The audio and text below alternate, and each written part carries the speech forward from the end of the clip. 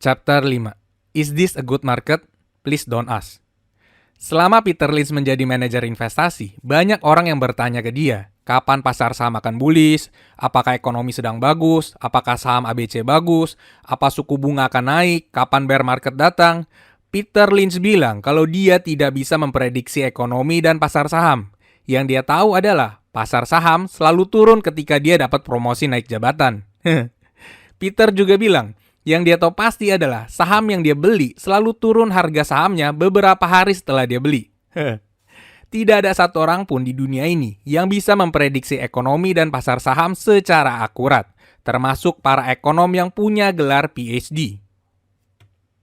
Kalau para ekonom bisa memprediksi kapan suku bunga naik, maka semua ekonom di dunia ini sudah pasti jadi orang kaya. Semua teori ekonomi bisa aja relevan, tapi tidak ada satu orang ekonom pun yang bisa memprediksi waktunya. Bisa aja ekonomi mengarah resesi, tapi kapan puncak resesinya tidak ada yang tahu. Bisa jadi 3 tahun kemudian, atau bisa jadi tidak jadi resesi karena berbagai macam alasan. Bisa aja ekonomi sedang bagus, tapi sampai kapan bagusnya tidak ada yang tahu.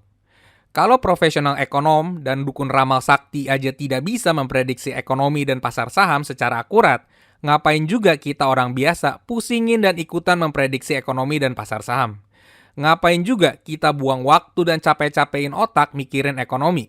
Lebih baik kita buang waktu dan pikiran kita mencari saham perusahaan yang bagus yang dijual dengan harga yang murah. Daripada kita khawatirin ekonomi, mending kita khawatirin apakah bisnis perusahaan yang kita beli membaik atau memburuk. Cari perusahaan yang bagus yang anti resesi ekonomi, yang anti badai. Cari perusahaan yang super bagus, yang bisa melewati segala macam badai.